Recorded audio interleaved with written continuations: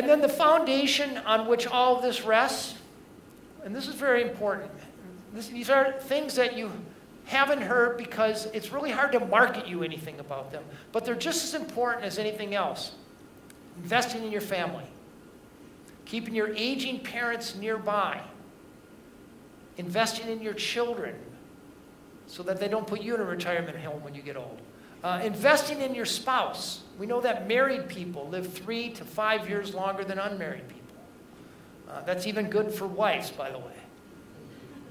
Belonging to a faith-based community. I'm not saying that if you force yourself to go to church or temple or mosque, but I am telling you that if you're showing up to some faith-based community at least 4 times a month, your chances of living longer are much greater. It's worth 4 to 14 extra years of life expectancy. And the people who get the most benefit for showing up to a faith-based community are inner-city poor people. And then finally, the most important aspect here, and if you remember one thing of this Power 9 is the notion of having the right tribe. We now know that if your 3 best friends are obese, there's a 150% better chance that you'll be overweight. If your friends smoke, 70% better chance that you'll smoke. Even unhappiness and loneliness are contagious. So being very careful about curating that group of friends that you circle yourself with.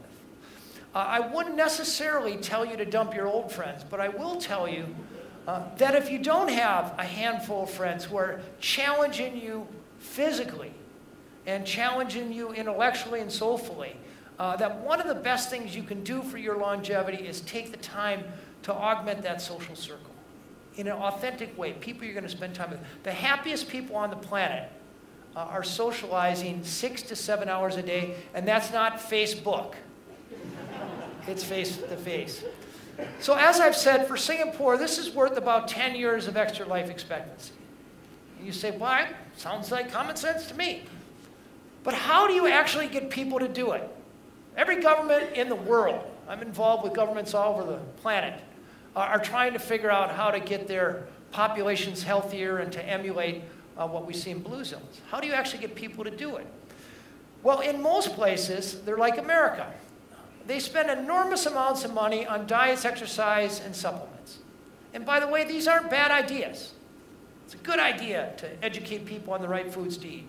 It's a good idea to encourage people to move. In a minority of cases, it's a good idea to give them supplements.